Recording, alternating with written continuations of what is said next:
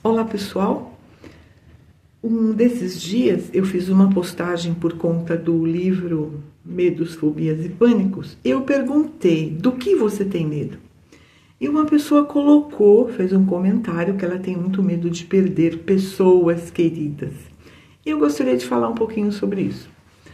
Eu sou a Lourdes Possato, psicóloga, gestalt terapeuta, autora de 10 livros, sempre com o objetivo de autoconhecimento, autoajuda, para que você se encontre, se perceba e se conheça, né? É tão importante que a gente saiba como é que a gente funciona. Lembrando que os nossos medos, falando do livro agora, Medos, Fobias e Pânicos, tá? Reeditado recentemente, tá? Produção independente. Então, se você tiver interesse nesse livro, muito interessante. Porque lá eu falo sobre o medo de uma maneira geral, sobre as nossas neuroses, como é que o que é realmente o processo de medo na nossa vida, né? A diferença entre os medos normais, preservadores, e os medos que são neuróticos. E aí na segunda parte tem uma relação, um dicionário ali de medos com as explicações. E parando um pouco para falar sobre esse aspecto, né, de medo de perdas, vamos tentar entender, gente. Relativamente normal. Sabe, aquele medo de perder, de sofrer perdas, né, sejam financeiras, sejam de quaisquer ordens, é relativamente normal. A gente não gosta de perder uma coisa que a gente gosta. Eu já vi gente ficar muito chateado porque perdeu, sabe o bichinho de pelúcia? Aquele que sempre estava lá fazendo companhia no travesseiro. Interessante isso, né? Tem algumas crianças que às vezes elas adotam um bichinho, um cobertor e carregam aquilo pela vida toda. Gente, eu tenho um primo, ele tinha um cobertorzinho. O cobertorzinho foi usado e ele cresceu e o cobertorzinho foi usado. Tinha um pedacinho de cobertorzinho. Ele dormia com o cobertorzinho. Isso já na adolescência. Tá? Por quê? Porque era uma mania, era uma companhia e o cobertorzinho tinha que estar lá. Então é interessante isso, né? É como se fosse um ponto de segurança. Na realidade não é, tá? Então esse é um ponto importante para a gente discorrer aqui. Você pode ter um receio de perder suas coisas. Sabe, eu já ouvi muita gente dizer: poxa, eu perdi o livro. Eu perdi... Sabe, eu emprestei o livro, nunca ninguém me devolveu. Eu já até esqueci para quem que eu emprestei. Era um livro que eu gostava. Bom, compra outro, né? Ou aquele CD, aquele LP. Eu sou colecionadora de início, sou mesmo. Gosto muito, tenho coleção de Beatles completa. Quer dizer, aquela história de gostar realmente. Mas, veja, emprestar e saber que alguém vai estragar, nem vou emprestar, faz parte. Então isso se chama preservação. Eu gosto, eu não vou querer que alguém estrague, eu não vou querer perder. Então, veja, perder coisas faz parte dentro da normalidade, tá? Agora, o perder pessoas, perder, por exemplo, o seu pet, né? Aquele que você tem aí há tanto tempo fazendo companhia para você, que você ama de paixão, é que nem um filho. Os nossos pets são os nossos filhos. Eu sinto isso. Então, realmente, quando um se vai, a gente fica muito chateado, a gente se ressente, faz parte, né? Algo que a gente ama muito não está mais lá. É normal ficar triste? É. É normal chorar? Sim. É normal sentir saudades? Sim. O que nós não podemos é viver em função dessa perda ou entrar numa depressão. Eu já falei aqui, um caso muito tenebroso que eu atendi há alguns anos atrás foi o de uma mãe que me ligou e parecia que fazia alguns meses que ela tinha perdido o filho dela. Quando ela veio para a terapia, fazia 19 anos que ela havia perdido o filho e ela não se conformava, ela não aceitava. Isso é o que eu chamo da síndrome do ninho vazio, processo de depressão muito severo, porque aquela pessoa tinha um valor para ela como se fosse ela, uma extensão dela. Então, quando a pessoa se vai, é como se uma parte foi embora. Isso se chama dependência emocional. Gente, chato, grave, principalmente dentro de tanto tempo, 19 anos. Então, todas as datas, Natal, aniversário, ela ficava o dia inteiro no cemitério, como se realmente ele estivesse lá. Final de semana ela ia religiosamente para o cemitério, sabe? Então, um apego, o quarto do fulano não tinha sido desfeito nesses 19 anos. Ela chegava eventualmente, não todos os dias, mas em algumas datas, ela colocava um prato na mesa, como se ele estivesse lá. Então, isso é uma negação completa da realidade. E, gente, se você conhece alguém assim, encaminha para um tratamento, tá? É muito importante a gente cuidar dessa parte emocional, que é muito severa, é muito dramática. A pessoa precisa ser trabalhada sim, precisa tomar remédio para aceitar a realidade como ela é. Então, a gente não perde na realidade pessoas, nós não temos pessoas. Os nossos pets são nossos pets, mas nós não temos seres. Seres são seres deles mesmos, tá? Uma pessoa é dela mesma, eu não tenho uma pessoa. Eu tenho 2 filhos, tá? Mas veja, são meus, é minha posse? Não. Desde o dia em que eles nasceram, eles eram eles. E a gente precisa respeitar essa individualidade. Então, você conviver com a pessoa, mas você não tem a pessoa, porque você não pode entrar dentro dela, porque você não tem controle sobre ela. Um dia o filho sai de casa, vai estudar fora, casa. De repente o marido morre, a mãe morreu. Gente, eu já perdi meus pais. Perdi entre aspas, tá? Essa palavra é meio generalizada, mas veja, eu não tenho mais meus pais vivos. Então veja, foi difícil? Lógico. Foi sofrido? Sim, até porque eles tiveram doenças graves. Claro que sim, mas às vezes a gente tem que aceitar porque nós não temos aquela alma, aquela individualidade, é dela mesma.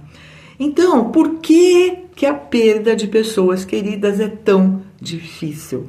Aqui eu vou colocar uma citação que está no próprio livro, que diz o seguinte: o grande medo de perder coisas, tá? O grande medo de perder as coisas pode significar que a pessoa coloca o valor naquilo. E aí a gente precisa refletir que o valor está no ter e não está no ser e não no ter, tá? Então, se você perdeu o seu LP, o seu carro, roubaram o carro, é bem material. O seu valor está lá? Não. Se você sofre demasiadamente com isso, é porque você colocou o seu valor no material. No caso da pessoa, é dependência emocional mesmo, gente. Então, o medo intenso de perder uma determinada pessoa pode significar um processo de dependência emocional. Vamos refletir. O que essa pessoa te dava? Ou o que essa pessoa te dá? Essa pessoa que você tem muito medo de perder. O que ela te dá? O que ela faz para você que ficaria muito difícil você ficar sem? Essa é uma reflexão importante.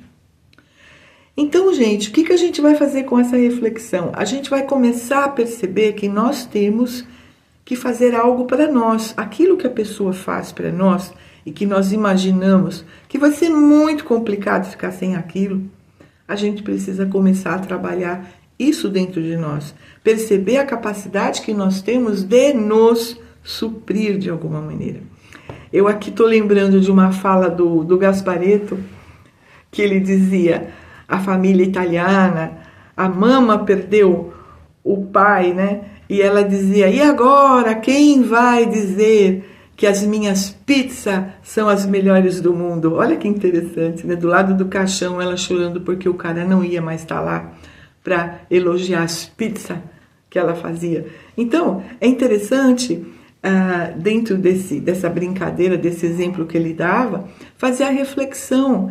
Eu espero algo do outro para me preencher, para me valorizar, para me dar segurança. E eu já falei muitas vezes nos meus vídeos, nós não podemos colocar a nossa segurança em alguém ou algo externo. Por quê? Porque a gente não controla, porque a gente não tem. A pessoa pode morrer, pode ir embora. Se coloca a sua segurança no seu marido, na sua esposa. Meu, de repente a pessoa pode ir embora, pode se apaixonar, pode se separar, sabe qualquer coisa? No seu filho. O filho vai sair de casa um dia. E faz parte da vida. Então essa aceitação, tá, da vida, e a aceitação do nascer, viver e morrer, faz parte. Faz parte, nós precisamos aceitar isso. Termos isso com muita clareza na nossa mente. E aí sim entra o trabalho do autoconhecimento, que é justamente você olhar os seus vazios emocionais para você se suprir, sem ter que ficar dependendo que o outro faça isso. Porque na hora que esse outro sair da sua vida, vai ser muito doloroso e você pode entrar num estado de depressão severo. Então, gente, vamos parar para olhar que o nosso valor está em nós. Não é o outro que dá. Você dá o seu valor. Você vive porque o outro vive. Nossa, esse é um processo de dependência grandioso que ocorreu na nossa infância. Verdade. Quando nós éramos bem pequenininhos, nós éramos sim dependentes emocionais daquele núcleo que cuidava de nós. Aí você cresce. Hoje, você é dependente? Não. Não deveria, pelo menos, tá? Então, gente, vamos lá.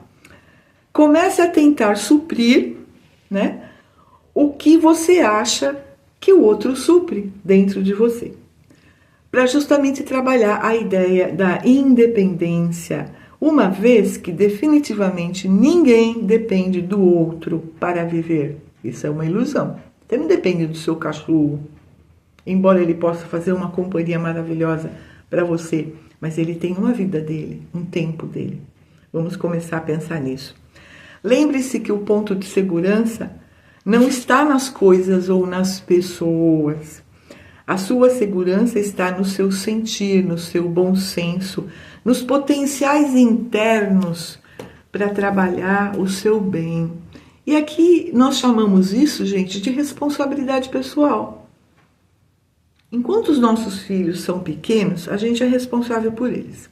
A hora que eles começam a crescer, faça a gentileza de deixar que eles se virem, tá? Não faça aquilo que eles já sabem, para que eles ganhem confiança, né? Você tem um cachorro. O cachorro depende de você. Os pets, de uma maneira geral, dependem da gente, sim. Eles não sabem fazer comidinha sozinhos. Sabe a hora que termina a comidinha do potinho, a ração? Alguém tem que pôr, alguém tem que lavar a vasilha de água, alguém tem que dar remédio. Eles não fazem isso sozinhos. Então, nós somos, sim, responsáveis pelos nossos pets. Nós somos responsáveis por pessoas inválidas, por deficientes, que estão num nível de dependência real. Mas nós não dependemos do pet, da pessoa, para viver. Percebe a diferença? Então, vamos trabalhar direito essa ideia para já olhar os potenciais, as habilidades, a sua inteligência emocional, para trabalhar com as suas emoções no dia a dia, no aqui e agora. Para quê? Para que você se preencha e se valorize pelo que você é em essência. Essa é a parte mais importante, valorizar o ser e não o ter. Alguém até pode colocar comparações em condições financeiras ou até emocionais. Dizer, poxa, o outro está numa situação financeira melhor que a minha, então ele é superior, ele está seguro. Não. Gente, eu conheço várias situações, já trabalhei com várias pessoas que passaram de um lado para o outro, sabe? Perderam tudo de repente, mudaram completamente o padrão de vida, tiveram que lidar com isso. Pessoas que tinham uma saúde perfeita e de repente desenvolveram uma doença grave, tiveram que lidar com isso. Pessoas que houve acidente na família, onde morreu 3 pessoas. Teve um caso na escolinha, onde a minha filha estudava, primeiro aninho dela na escolinha, teve lá a festinha de final de ano, esse negócio todo, e a gente estava esperando um casal de aluninhos que estavam na mesma classe dela para chegar para a dança, esse negócio todo. E aí veio uma notícia muito triste. Houve um acidente e nesse acidente estava o casal e as 2 crianças, tá? Deles, crianças que estavam na escolinha. E aí houve a notícia, o casal sofreu um acidente muito grave na estrada, morreram o marido, as duas crianças, o pai e a mãe dela. Olha, foi muito pesado isso, foi mesmo. E foi um trabalho de refazimento. E essa pessoa, a mãe, né, foi a única que se salvou do acidente, ficou muito tempo internada, vários meses, porque ela sofreu várias lesões, teve várias partes do corpo que estavam quebradas e tal. Quando ela saiu de lá, é como se a vida dela tivesse desmoronado. De fato, desmoronou, aquilo que era, desmoronou. Ela passou por terapia, ela foi morar, inclusive, com a dona da escolinha na época, para dar um reforço, né, para dar aquele suporte. Ela foi trabalhando e ela foi fazendo terapia.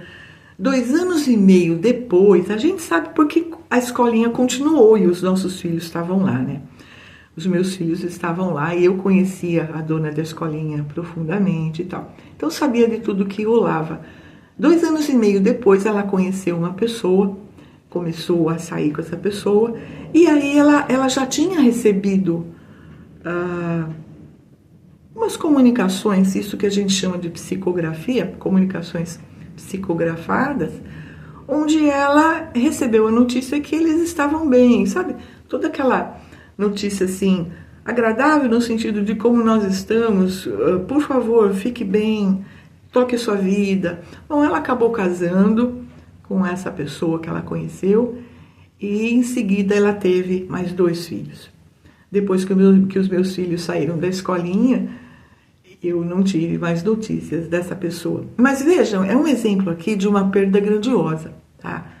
Isso desmorona. Então veja, a segurança, gente, não está num status específico. De repente esse status específico pode mudar. Então onde está a nossa segurança? A nossa segurança está no nosso ser, no nosso olhar realista, tá? Na nossa percepção das habilidades, da nossa inteligência, da nossa resiliência, em tocar a vida, em fazer a nossa parte. E essa pessoa, uma coisa que foi muito interessante para ela, e outras pessoas que passaram por situações parecidas, foi a seguinte reflexão: eu estou aqui, tem algo que eu preciso fazer. Percebe? Então vamos tocar a vida e vamos perceber qual é a nossa parte na história. E vamos respeitar, porque o tempo dos seres vivos é deles, né? Seja um pet, seja alguém da família, seja um pai, uma mãe, uma pessoa muito querida. Nós não temos, não é posse, tá? Então, desapegue da ideia da posse, mas conviva, seja feliz. É bacana perceber isso, né? Que você pode cuidar, que você pode amar, o que você não pode é depender. Para não entrar na síndrome do ninho vazio, para sair da dependência emocional. Isso é muito importante. Então, sugiro a leitura desse livro, Medos, Fobias e Pânicos. Sugiro a leitura do Relacionamentos Positivos. Saia da dependência emocional e crie relações saudáveis para que você se ache e cresça, amadureça emocionalmente falando e saiba cuidar de você com muita responsabilidade. Tá certo? Deixa aí o seu joinha, por favor, comente, curta, comente, compartilhe. Eu acho que é um tema interessante para ser compartilhado. Gratidão, obrigada pela atenção. Esses livros podem ser adquiridos direto comigo. Deixa sua mensagem no Instagram, @lourdespossato, ou no Facebook, enfim, no e-mail lourdespossato@uol.com.br, e eu fico à disposição de quaisquer dúvidas que vocês queiram ou temas que vocês possam sugerir. Gratidão, namastê e até o nosso próximo vídeo.